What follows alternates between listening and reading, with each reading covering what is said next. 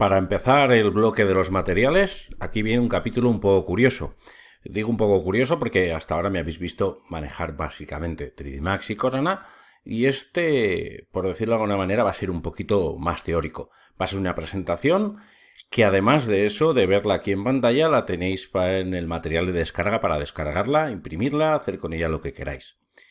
Bueno, la verdad es que vamos a hablar un poquito de los conceptos de PBR que nos van a servir mucho para luego crear materiales y para que conozcamos este concepto de qué es PBR. PBR son las siglas de Physically Based Rendering, que básicamente le está hablando de render basado en la física. No está definido en ninguna parte, está usado en muchas aplicaciones. Yo no encuentro ninguna definición que me haya convencido.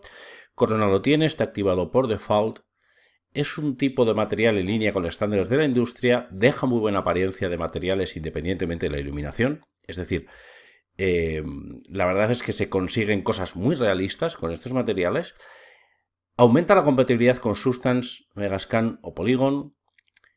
Y si hablamos de materiales PBR, hablemos también de modelado PBR. Es decir, nosotros, por ejemplo, si vamos a trabajar con ese Physical Based Rendering con unas normas para los materiales, también lo hagamos con el modelado. Se acabaron esos cristales como el papel de fumar, o por ejemplo el crear elementos que no se corresponden sus medidas físicas con las medidas reales. A partir de ahora vamos a trabajar siempre en escala 1:1, que será lo más correcto. ¿Por qué digo esto? Porque también ahora vamos a encontrar elementos en estos materiales que dependen también de distancias. Esto es nuevo. Es decir, nosotros en un momento dado le podemos decir, por medio de materiales como absorption o scattering, decir hasta qué punto el material, la luz penetra dentro del material. O por ejemplo en el caso de displacement, hasta qué punto el material, hasta qué tamaño, por decirlo de la manera, sale de un material, por ejemplo, un tipo de rugosidad. Por eso es importante que trabajemos también, que hablemos de modelado PBR. Básicamente las técnicas de renderizado, como pongo ahí, han evolucionado mucho en los últimos años. Los motores ahora están basados en modelos realistas, propiedades físicas de los materiales y de la luz, y aquí es donde entra PBR. Es una tecnología basada en comportamientos reales de la luz. Intentamos con esta manera de trabajar aproximar los cálculos de iluminación en fórmulas matemáticas reales. Es decir, cuando hablamos de algo, hablamos de reflexión, de refracción, de surface scattering, de cáusticas, estamos hablando de cosas matemáticas. Es decir, de cosas matemáticas que los programadores lo que hacen es esas fórmulas matemáticas adaptarlas al programa. No inventan ellos las fórmulas matemáticas. Mirad, esto es una pizarra que es una foto sacada directamente en Praga y es en la cual explica cómo el cálculo para la fórmula del cálculo de las cáusticas. A la derecha lo que tenéis es una fórmula matemática que es bastante antigua, que es para el cálculo del subsurface scattering. Es decir, todo esto lo que se hace es, estos comportamientos físicos reales de la luz lo que hacen es se trasladan, por decirlo de manera, a estos motores de render. Lo fundamental es la capacidad de observar, es decir, yo estoy todo el día observando materiales, todo el día, es decir, cada vez que veo un material que me llama la atención lo que hago es lo observo y lo toco, porque observando y tocando yo puedo conocer más sobre ese material. Uno de los grandes errores que comete la gente es empezar a tocar botones. Si queréis pensar un material o si queréis hacer un material, lo primero pensarlo en la cabeza. Antes de empezar a tocar botones y subir esto, subir lo otro, subirlo de más allá. Vosotros tenéis que mirar el material y tenéis que decidir a partir de él qué tipo de diffuse lleva, qué reflexión lleva, qué reflexión glossines lleva, por ejemplo, qué bump o qué displacement puede llevar. Básicamente, conociendo eso podréis reflejar cualquier material. Observando esas características del material podéis reflejar cualquier material. Lo importante es muchas veces cómo se comportan dos tipos de luces, la reflexión y el diffuse.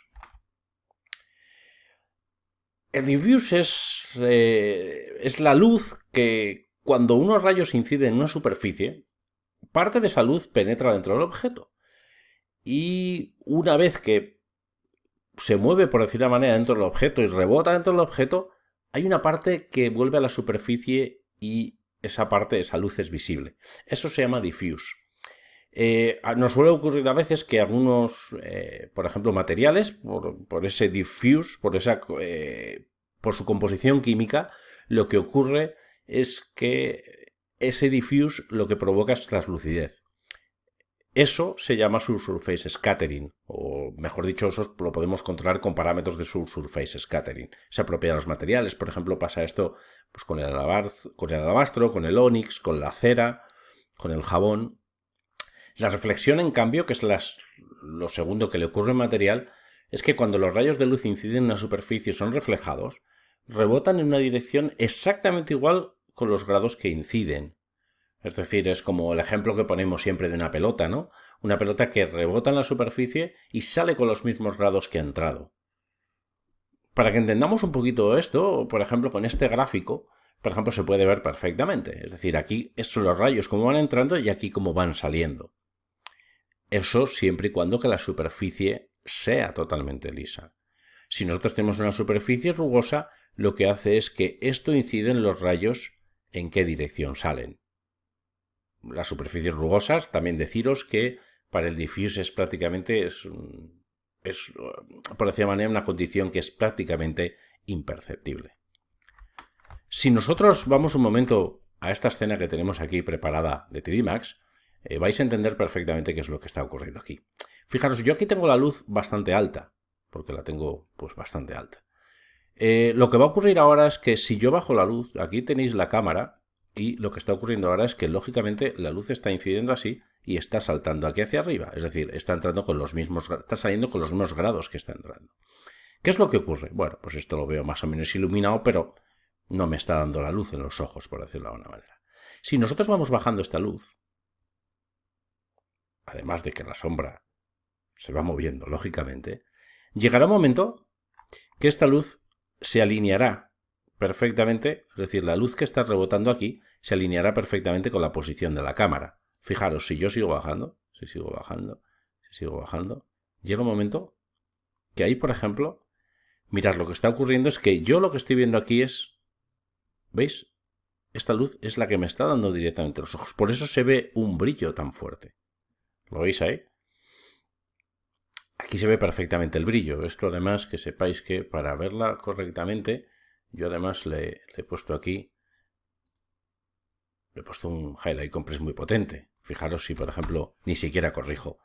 Eso, ¿ves? Me está dando el sol directamente, que lo tenéis aquí, me está dando directamente en los ojos. Esa es la explicación que tiene. ¿De acuerdo? Lo que hemos hablado también, ¿qué es lo que suele pasar a veces? Pues que también, este es un material un poquito más complejo, pero bueno, para que lo veáis más o menos aquí, lo que puede ocurrir, este bump es un poquito más complejo de lo normal, lo que puede pasar a veces también, como os digo, es que esta superficie se puede ver, por ejemplo, alterada. ¿Por qué? Pues porque esta superficie tiene rugosidad. La rugosidad altera el brillo. Es decir, si yo le añado rugosidad a una superficie, este brillo se va a alterar. ¿Por qué? Porque ahora los rayos ya no me dan directamente en los ojos, sino que alguno de ellos lo que está haciendo es salir rebotado en otras direcciones, con lo cual esto se aprecia perfectamente. Veis que ya no se ve tan quemado. ¿Por qué? Porque todos los rayos, algunos rayos se han perdido y han ido en otras direcciones. Si esto lo pongo muy exagerado, llegará un momento en el cual prácticamente ningún rayo llegará a mis ojos. ¿Por qué? Porque estoy alterando la superficie. Y al alterar la superficie, lo que ocurre es que muchísimos rayos salen en otras direcciones y prácticamente muy pocos están llegando a mis ojos. Esto es un poquito lo que pasa en el caso de esta escena. Simplemente esto. ¿De acuerdo? Esto es una condición que os quería explicar porque es lo que ocurre en realidad con los materiales.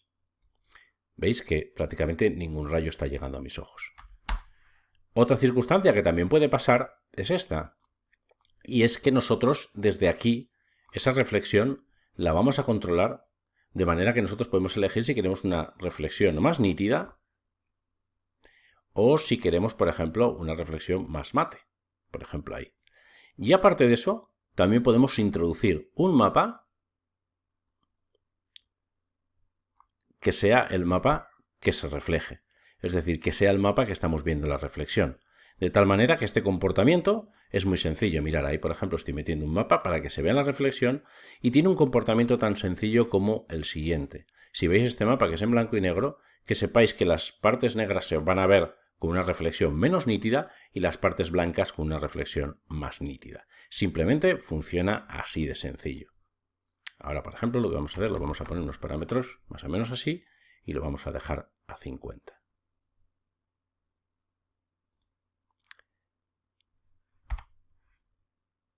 Partiendo de estos conceptos, como hemos dicho, o de estos y de alguno más, lo que tenemos que hacer es observar los materiales. Una vez que los observamos, tenemos que saber qué tenemos que utilizar en cada caso. Así, por ejemplo, lo importante es empezar a imitar materiales y ese comportamiento de los materiales.